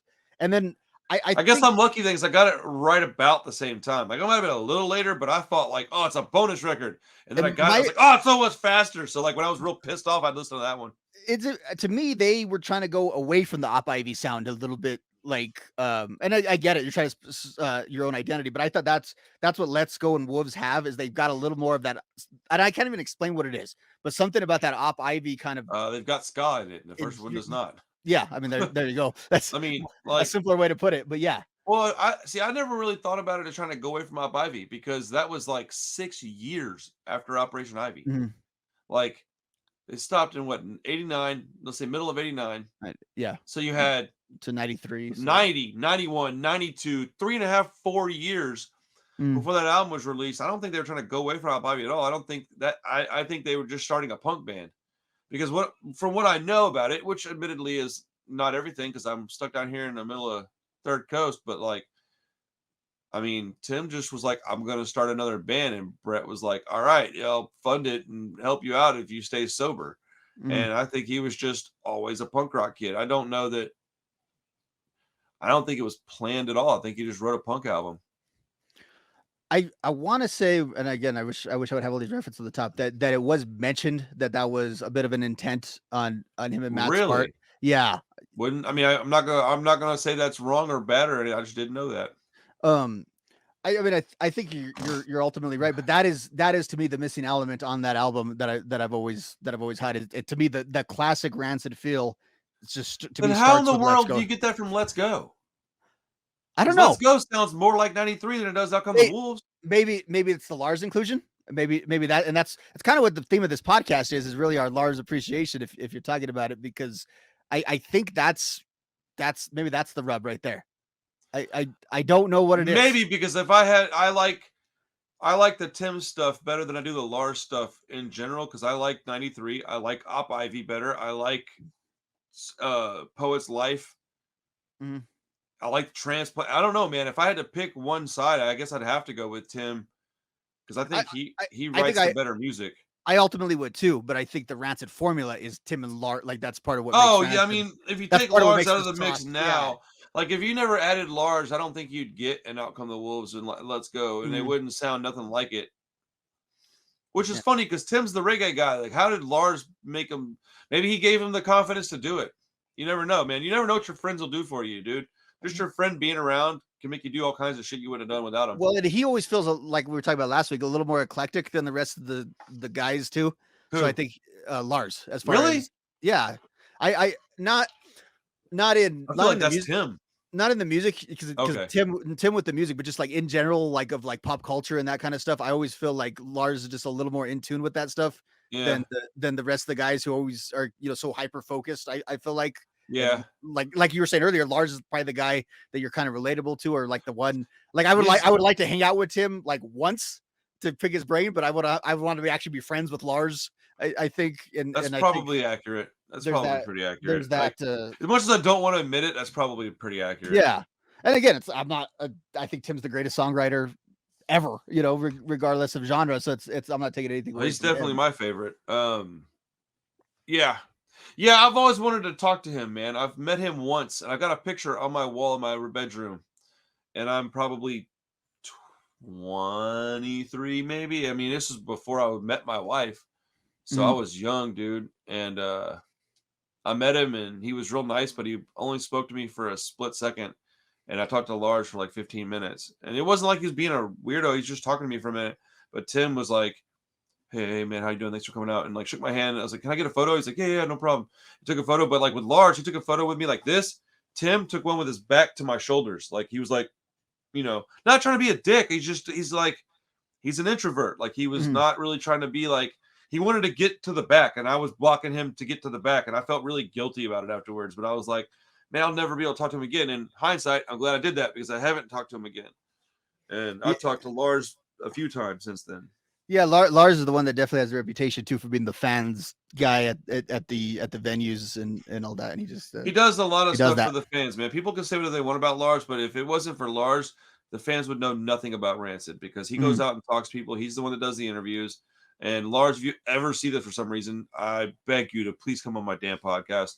Bro, I would do just about anything to make that happen within reason. It's gonna. I have a good feeling that you're on the positive track. You're doing a lot of punk rock content now. It's gonna happen. Let's go, dude. I was talking about how meeting you is getting me on the track I want to be on, because for so long I did stuff strictly for the fans of my channel, and there's nothing wrong with that. But I want to also include stuff that makes me happy and have a good time. The only problem is that it's already making me want to like not focus on the other stuff as much. But it is what it is, dude. Ultimately, it's my channel. I'm gonna do what I want, and if people don't like it, they don't have to stay around. I absolutely want everybody to stay around, but I'm also not going to be the kind of guy that gripes and complains if they don't. It is what it is, and it's their decision. It's their time. I do welcome people's requests and input, though. I have an Oasis song about to cover, and I like Oasis, okay, but I'm a punk rock guy. If I had a choice, I'd rather pick Rancid or whatever band, fill in the blank punk band. But I like Oasis. I can appreciate their music. They're just douchey English pricks, kind of, and I don't. I never could get into Britpop. I've just never been able to get into it. The older I get, the more I just appreciate great songwriting. And I don't know how to explain it, because when I was young, I hated Oasis. I was like, this band sucks. They're just like the Beatles, and they suck. And I still don't like the Beatles, but there's a take. Wow. Wait, you like the Beatles? So I can't name like 5 songs by the Beatles. I don't want to name 5 songs by them. I can appreciate that. Like when people are trying to do pop music, what they're trying to do is the Beatles. Like the Beatles are shorthand for pop. So that's true. That's why I don't like much pop, I guess. I don't like the Beatles, man. They're just. But if you don't like the Beatles, you could also just say the Ramones filled that exact same role, and you could just say all pop is trying to be the Ramones. So I'd rather listen to the Ramones, and I mean, for a long time I didn't like the Ramones. I'll be honest about it. I liked faster punk. I liked street punk at the time. But yeah, the Beatles, dude, are just a band that I've always thought got way more credit than they deserved. And that's probably a hot take, I guess, but like, I don't know, dude. There were so many bands out back then doing that sound. They were just the most popular. That doesn't mean that they were the most innovative or that they were the best at it. Like, I mean, look how popular Justin Bieber is. Do you think he's a better songwriter than, say, I don't freaking know anybody, but like my point is that everybody writes his own songs. Actually, like yeah. Well, I mean, look, my point is that just because you're popular doesn't mean you're good. And I try to tell that to people all the time, because they'll be like, well, what about this? And I'm like, just because it's popular doesn't mean it was good. Well, what else does it mean then? I'm like, that just means it was popular. It was marketed right. And at the time, the Beatles were marketed right. They weren't the first to do the sound. I can tell you that. So they still got popular, and I'm not hating on them, dude. Make your money, bro. I ain't tripping. Like, I don't understand the term sellout. I think that's stupid. But I do find it odd when punk guys like the Beatles. I'll be honest. I never understood that. They're like the anti-punk rockers, in my opinion. I just think musically there's such a direct line between like what they did and again like what the Ramones did and what like that whole strain of punk. I think it's a pretty direct lineage. Is how I mean, the Clash sucks. So what am I saying? I'm with you there. That's my hot take. You don't like the Clash either? No, I have Rancid. I don't need the Clash. I fucking knew we were friends for a reason, bro. I've tried. I just don't get it. I don't get it. Thank you so much. Oh man, this is a whole episode right here, dude. We're talking about how the Clash is not good, bro. I don't get it, bro. And then I don't love the like maybe how you feel about the Beatles. I don't understand like why in popular culture that has to be the shorthand for punk is Clash, and everyone and like I'm a big Ramones guy, so I'm just like that was the Ramones ripoff. Like, come on, like what are we doing here? My best friend, who doesn't know much about what I would consider good music at all, he likes his stuff. Josh is my dog, man. It's my boy right there. But we like very different music, and what the stuff he likes, I consider just like radio rock, and then like it's bluesier cousin, and whatever, to each their own, man. There's some bands he likes that are really good, so he doesn't just like shit music. That's not my point. My point is that we were talking one day, and I think he was saying it just to get under my skin, but he said the Clash is we were talking about something, and I said something is better than something, and he goes, well, the Clash is better than Rancid. And I was like, well, just because they came first doesn't mean they're better. And I was like, you probably don't even know what the Clash sounds like. And he's like, actually, I listened to quite a bit of the Clash, which absolutely shocked me. So, Josh, if you're watching this for some reason, that blew my fucking mind. And And then he said, well, I've never listened to that much Rancid, but I've listened to enough to know that I don't like it. And I was like, how can you like the Clash and then say you just don't like Rancid? That doesn't make any sense to me. If you're going to tell me that they're at all similar. I don't think they sound that similar, like personally. I've never understood like the connection. No, I get it. I think they're attempting the same thing. I just think Rancid did a much better job of it. Okay, explain that to me, please. With having punk as your core, and then bringing in those other elements to sort of round out the sound. Gotcha. So okay. I understand. And I think they're similar elements. Yeah, I wasn't saying that to be a prick. I was like saying it so you would actually explain it to me. And I can understand on that though, kind of in the vein of what we're talking about, I love that Joe Strummer album that came out right before he died, the one on Hellcat, the orange one. Yeah, I really, really liked that one. I liked his Redemption song. I like Rudy Can't Fail. I and maybe that's the Hellcat bias. I liked that stuff more than it probably is the really Hellcat bias. I've had to remove myself from that. I don't like that album that much. It's okay. Like I don't dislike it. Like I think a lot of people hear you say I don't like this, and that means that you dislike this. That you hate it. No. I just said I don't like it. Like I wouldn't tell you to turn it off, but I certainly don't want to go put it on. Joe Strummer was a cool dude and a good songwriter. It just wasn't what I don't understand. Like usually with bands, like their biggest songs aren't their best, but with the Clash, I feel like the only songs that are worth a shit are their like popular ones. Like their albums don't have any good deep cuts. Yeah, I would agree or disagree with you, but I feel like I haven't dove deep enough into their albums just because it just doesn't. Shit, you know what, dude? I'm probably speaking out of turn too because I've only heard 2 of their albums all the way through, and I didn't like either of them, so I never stopped to listen to them again. And I've owned them both multiple times. It's just like the Beatles with me, dude. When I first started listening to music for real, I was always told how the Beatles were, for lack of a better term, Adam and Eve for rock and roll. And I thought, okay, I should like this then. And I listened to it and was like, I don't get it. Their hits I've liked, and I'm sure there's a lot of deep cut Beatles songs I'll probably be able to appreciate, but like, man, I listened to like entire albums and couldn't find one. It's happened to me multiple times, but with the Clash too. Like, I don't know, man. But I also try really hard to not be a poser. And a poser is somebody that would rock a Clash shirt and not like the Clash, like actively dislike them, but be like, okay, well, since I love punk so much, I'll just have this shirt because it's a punk shirt and I've got to have it in my rotation. For status, yeah. No, dude, not gonna do it. For the longest time, I did not like the Misfits. Never pretended that I did. That's why I did that, because a lot of people have that with the Misfits. Some people like it as just an icon, or like a logo. I got into the Misfits through American Psycho. I'm not gonna even front, bro. I did not get into the Misfits to their original stuff. I had to listen to their American Psycho album, and then Famous Monsters, and then go, okay, this I really like. And then I heard Blitz Kid. And then I went back and listened to old Misfits. And the reason that I like the Misfits now like I do is because as I get older, I like shittier recordings for some reason. When I was younger, I had the opposite thing. I did not like shitty recordings. I didn't want to hear old fuzzy guitars. I didn't want to hear any of it. Like the old Misfits albums are recorded so poorly that I couldn't handle it. It bothered me. I was like, I can't listen to what he's saying. I don't want to hear. No, man, it wasn't for me, dude. Speaking of, that was one I was pulling out earlier. Speaking of crappy recordings, the Static Age is, dude, hilariously terrible. I mean, yes. Did I show you what I picked up last week? What's that? What do you got? Hold on, let me find it real quick. Damn it, hold on.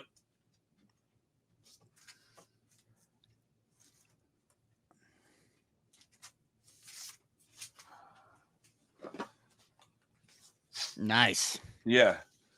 Original pressing. Like, this is pretty pricey. But like, if you look on the back, it's actually a Plan 9s from 1988. Plan 9 from 1988. It's crazy, man. That stuff is yeah, man. The being a Misfits fan definitely hits your wallet harder than being a fan of a lot of other bands. Yeah, man, and like I wasn't trying to go see them play live. I don't care enough about them to do that. I would get the Crimson Skull tattooed on me somewhere before I saw them live. I don't care about that. Yeah, like that's a dope. It's just a great tattoo, and it represents so much. It represents so much that I it means more to me than their music, maybe. Yeah, yeah, and see that's the thing too, as we were saying about the people that will just wear the shirt. If you're honest about it and just being like a logo, I don't have a problem with that at all, because I think punk rock, quite frankly, created a lot of great art, like that as Just far as like album metal. art. Metal Yeah, did the same thing. and it's a lot. You know, we joke sometimes about like the Descendants. Milo is more iconic than the band, and that's kind of true in some ways. With a lot of these logos within punk rock, because they're sort of a like the Social Distortion guy, all that stuff. Yeah, They're well, that's almost a bigger lot than of. the bands. Yeah. I mean, the Social Distortion one might be. Man, that's another hot take that I have, dude. I don't like the Descendants, man. That band's terrible. Oh They're man, so bad. Oh, you like them, I guess. I love the Descendants. Yeah. Oh, most of my buddies do. Like Yeah. I never got into it, man. I thought, well, if I wanted to listen to the fucking Ramones, I'd listen to the Ramones. Like I Mm. don't.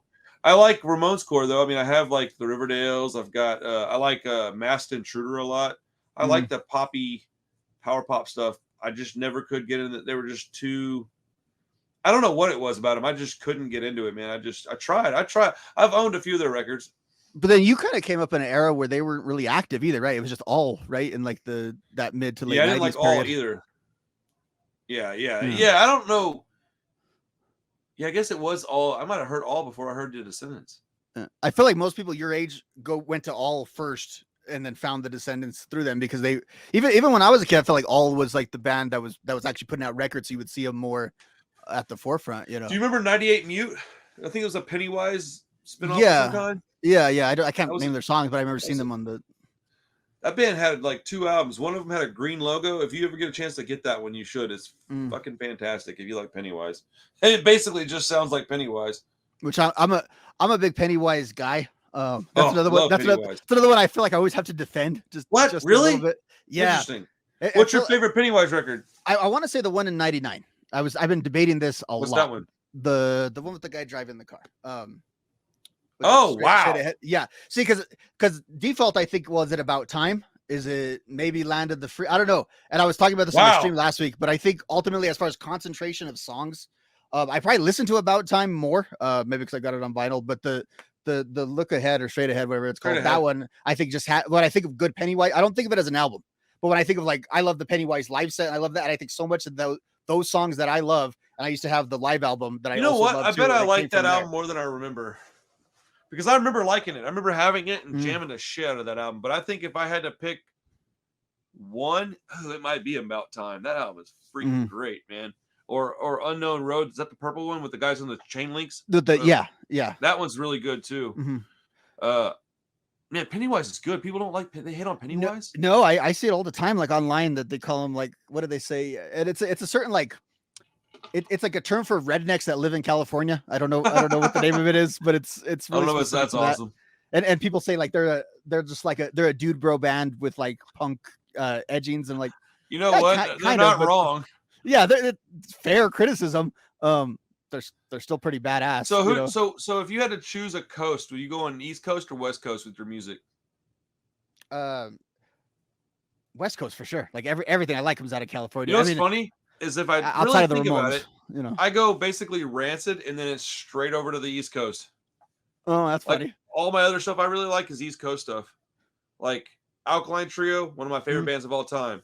Hot Water Music, one of my favorite bands of all time. They're like Southern East Coast. Isn't that kind of Midwest though? Because Chicago with those bands. I consider anything that's not California. Everything that's not East Coast California. to me. Yeah. But yeah, I think you're right. But you're into hardcore quite a bit. So both Florida and New York, have. I listen to a lot of like real hardcore. The only dude, you ever heard of a band called Wisdom in Chains? I don't think so. Man, this is the only band that I can think of that makes me feel the way Rancid does. Is Wisdom in Chains. You should go listen to them one day. I don't know what your upbringing was like. I was poor. I was really poor. And so they have an album called Class War. And they have also got one called the one right before that. I can't remember, but dude, the songs just touch me, man. Like I was in on one of their music videos too, which is kind of cool. They're a pretty big band. I used to listen to Blood for Blood. You remember them? Yeah. Okay, so Wisdom in Chains have basically taken the place of Blood for Blood. Man, I might make you a couple of tapes and send them to you, bro. I love making tapes anyways, if you don't mind. Yeah, for sure. But give you some of the stuff that I like. Maybe. Okay, let's see. Have you ever heard Pistol Grip? Yeah. Okay, I like that. That's one of my favorites, man. I like them a lot. You already said you like One Man Army. You like the Gaslight Anthem? Is that what we talked about that last time? I've listened to them a few times. It kind of is what it is. Like, oh, you're not into it? Okay. Yeah, I just never gave it. I've listened to it, but haven't really ever given it. So I have this like distinct memory, and it's like this portion of my life right before I met my wife, where I didn't have a car, but I had this like BMX bike I ride around town, and I remember being like mistreated and broken up with like a lot within like a year. Mhm. Like I dated, and then they just like would shit on me, and then I would find some other girl finally, and then she would shit on me. And that band, for whatever reason, I wasn't listening to anything else, man. I was listening to the Gaslight Anthem. And I remember riding there's this neighborhood called the Heights down here in Houston.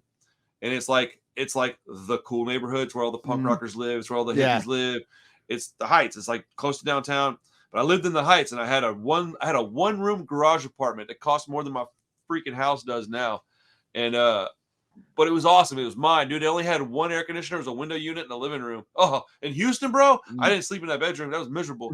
But I wrote a lot of good music in that apartment, and I listened to a lot of good music. But I rode my bike around, and I remember one night riding, and I'll never forget, I had an iPod in my back right pocket. I had a pack of cigarettes rolled up in my shirt sleeve. I had a hat on kind of like this, but it was flipped up, and I had a towel, like a I don't know, grease monkey towel hanging out of my back pocket on my left side. And that was in case I needed to work on my bike, because I had a little tool in my pocket I'd carry around. And I'm riding around, and I had a cigarette in my mouth, and I'm standing up on my bike, and I'm riding it, and I'm crying. And this girl just did me bad, bro. Like, I wasn't even crying about the girl, dude. I was crying that, like, why does this keep happening to me? Like, why is life kicking me in the teeth like this? And I was strung out real bad. I'm riding my bike, and I guess I just didn't realize what I was doing, man. And I like rode off into the street. You don't do that shit in Houston, man. You'll get killed doing that. Like, not even by like some violent shit. You'll just get ran over. But I was riding in the street, and I guess I just wasn't paying attention. And I was smoking a cigarette, and then all of a sudden, whoop, this cop lights me up. He's like, "Hey, man, pull over." And I pull over. He's like, "Man, are you drunk?" And I was like, and I did, dude, this is how I found out that a bicycle is literally a fucking vehicle. You get DUI on a bike, yeah. Bro, he goes, no, but he almost, I was like, I mean, maybe a little, why? What's it matter? And he's like, you can't be riding your bike if you're drunk. I was like, what the fuck are you talking about? I can't be riding a bike if I'm drunk. I literally was telling the guy, I was like, you're out of your fucking mind. And he's like, you're out of your mind. And he tells me, he's like, no, a bicycle's a vehicle. And I was like, what are you talking about? He goes, I see you riding around all the time. Is this how you get to work? And I was like, oh, geez. And I was like, oh, no. Because I was like, yeah, it is, you know. And he didn't give me a ticket, but he definitely could have. But I was just riding around, man. And the Gaslight Anthem, dude, like soothed my soul. They got some bluesy. They got some songs about the bitches. I'll tell you that, man. They got some songs about some broken hearts. They also got some songs about dancing and shit. Like, they just got songs that make you feel good, man. But I listened to them, and it's a weird combination, because like my three favorite bands are Rancid, Gaslight Anthem, and Wisdom in Chains, and they all three couldn't be different from each other. Yeah. And then probably Alkaline Trio and maybe Bouncing Souls or something like that. But like, oh, there's another East Coast band, Dad. Like, yeah, proudly East Coast band. Oh, bro, I love me some Jersey Boys, dude. I also like AC/DC a lot, and Creedence. Those are my two like non-punk bands that I can't live without. Like AC/DC, like every song sounds the same. I'm like, I know, and I like that song. Like, it's a good song. Fuck off. As long as I don't got to work in a place that plays a rock station, I'm AC/DC. No.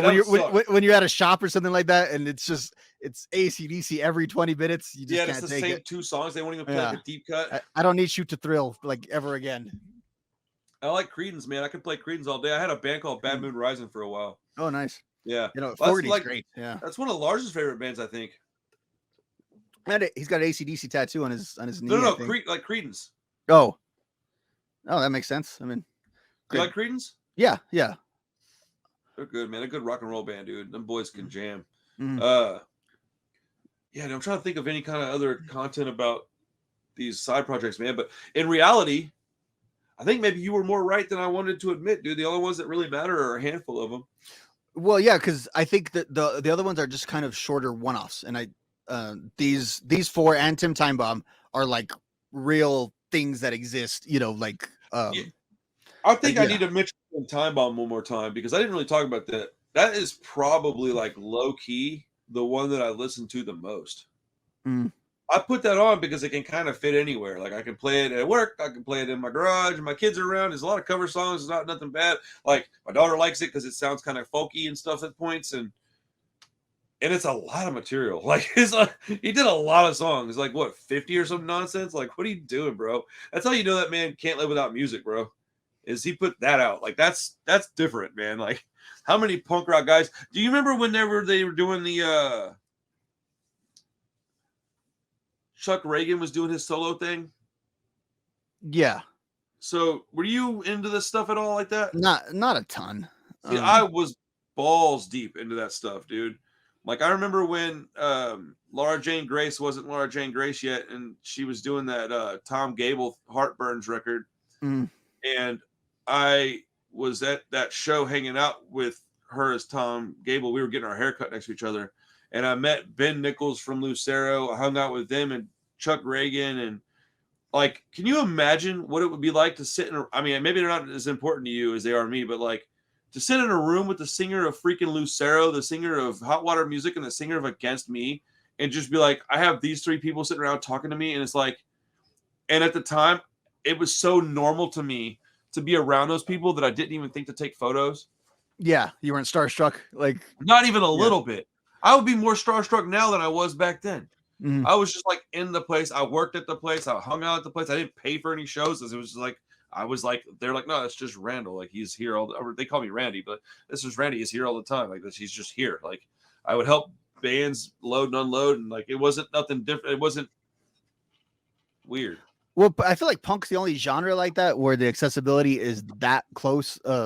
Just kind of all the time, even with bigger stars within the genre, because no matter what, you're not playing at like this massive arena where they've got this security that takes them back. Yeah, you just kind of bump into them, or they just want to hang out, you know, well, when they're on tour.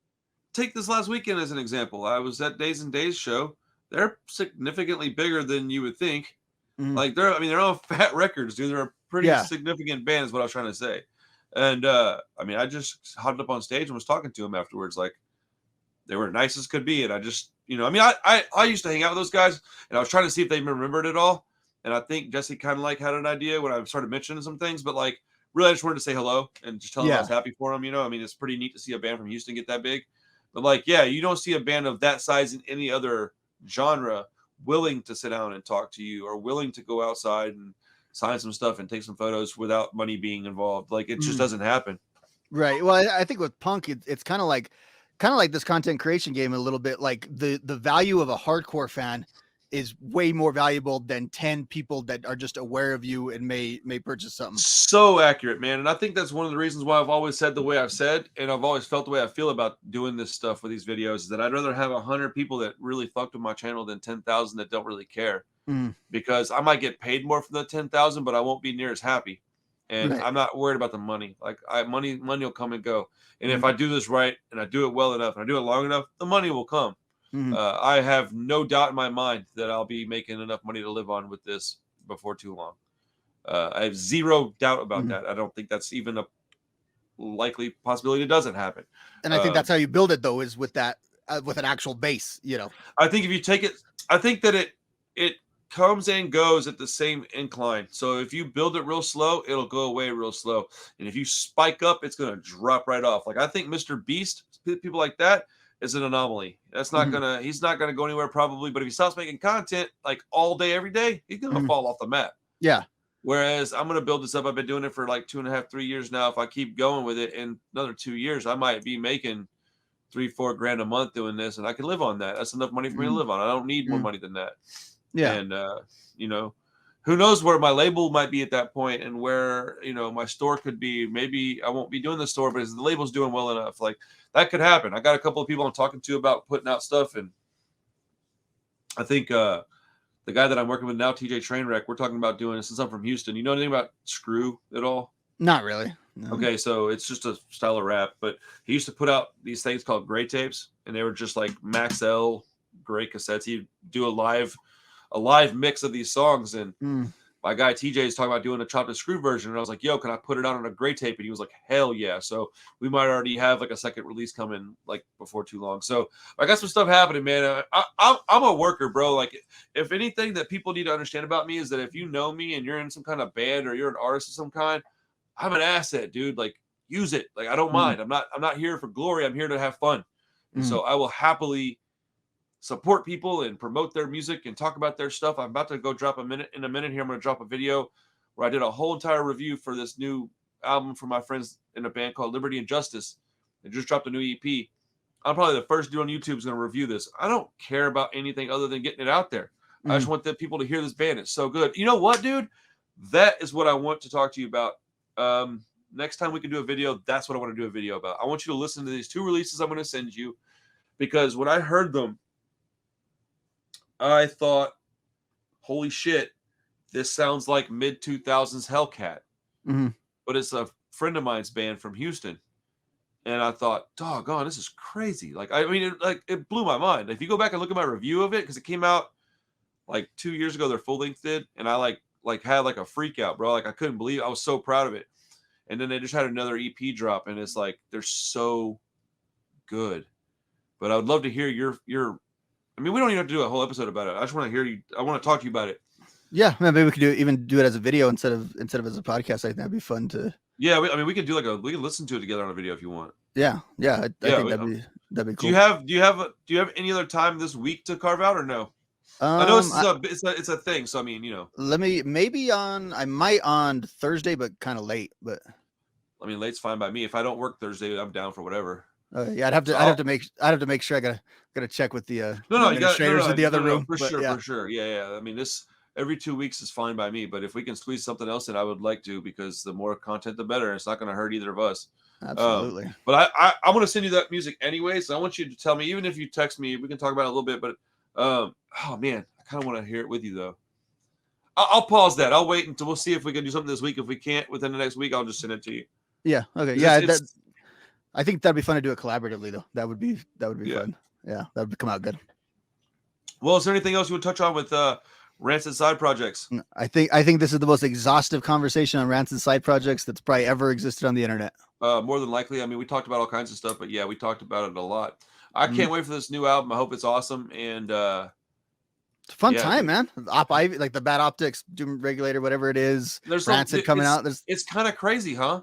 Yeah. Like, I feel like a rejuvenation of like stuff that I love. I have felt this time in my life was over a few times, and it's cool it's gonna keep going. Yeah, like I don't know that I would be this excited for like, okay, so like, did you listen to the new NoFX album, Double LP or whatever it was called? Double L? Yes, yeah. Was it good? No. It's not terrible, it's just lazy. Bro, you said that shit fast too. You were like, no. Like, no, you didn't even think. I did a review on it, and I want to go back and do another review on it to see, because when the songs pop up, they're not terrible. I do not go back and listen to it. And a lot of people didn't like Single Album. I really dug Single Album. It kind of resonated with me. And this is just, to me, this could have been a B-side or C-side release. That's what interesting. It sounded like. Because I never listened to it because I got just too caught up with things, and I was literally thinking like, I should go back and review that this week.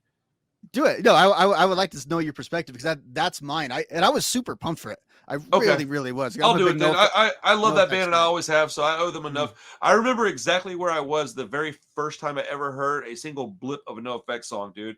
I was on a school bus, and I was riding with my friend Ramsey Bashara. As a matter of fact, he was one of the guys that was in that band I was just talking about. And he goes, dude, you ever heard this? And he's the first person that ever played a guitar for me. He's the first person that ever skateboarded with me. And he's the first person that ever got me into punk rock. I don't think he knows this, man. I listened to NoFX before I heard Rancid, dude. And he would show me Nirvana, and I was like, yeah, it's all right. I didn't really like Nirvana. I wanted heavier than Nirvana, so I liked metal. I think I just needed to hear melodic punk to know that that's what I was really wanting. But he goes, yeah, I heard They Suck Alive. And I was like, what is this? And I was like, yeah, I'll check it out. And I listened to it, and I was like, I just didn't understand it. Like, I couldn't figure it out. Like, I didn't understand the live concept. I didn't understand like the shenanigans with the crowd. Like, I just didn't really get it. Well, and you don't know the songs either. You don't know what those songs sound like in the studio version. Correct. Either. And so I was like, so for a long time, all the songs that I heard on that album, if I heard the studio cut, I was like, I don't like this. Like, it sounded weird, but now it's not the same anymore. But like, yeah, man, I remember that very distinctly. That was man, those days were long gone. And see, for me, NoFX is the band in my adult life. I feel a little more connected to the fat bands than I do, I think, to the Hellcat and Epitaph, even though I still would put, like, on my old time list, I'd have Rancid above NoFX. I just tend to gravitate more nowadays, I feel like, to the fat sound and the fat bands. And I'm not sure why. It just, I don't gravitate towards either these days. I listen to way different stuff than that. I listen to mostly like bands that aren't on big labels like that. Like the bands I listen to now, they're either like rap artists that are huge, or it's like pretty underground punk. You'd be surprised with the underground punk stuff that I listen to. You don't ever catch my Sunday night punk rock review stuff, do you? Just that 1 minute when I stepped in on Easter for like 30 seconds. Man, that show would fucking blow your mind, because I find so many bands that are like that I like, that are good, that are like obscure. Oh, dude, yeah. Like the only way you're gonna find out about them is hearing them from me. They're like real small bands, and I think it's kind of neat that I still like that stuff, to be honest. That's cool. That stream can be like what the comps used to be. Like that's what your stream could be. That's what I try to make it like. Them. I try to tell people, and I take little cuts from it sometimes. This past weekend, I did one focusing on my Homeboys band and Days and Days, because it's just stuff that was happening right now. But generally speaking, it's like really underground stuff. And I mean, those bands are considered underground to most people, but like to me, they're not. But to most people, they are. But well, I'm not gonna keep you longer, man. It's been an awesome time. I'm glad we got to talk again. And I'll see you in the next couple of weeks, if not sooner. Yeah, let's do it again soon. Hell yeah. Thanks everybody for hanging out. Tellin Stories, Punk Aughts. Go check his channel out. Go follow him, subscribe, all that jazz. If you don't, come over to your face and take a shit in your front porch or something. I don't know. Make you have a real bad day. Come outside, step in it. All right, everybody. Later on, Rob. Later on, bud.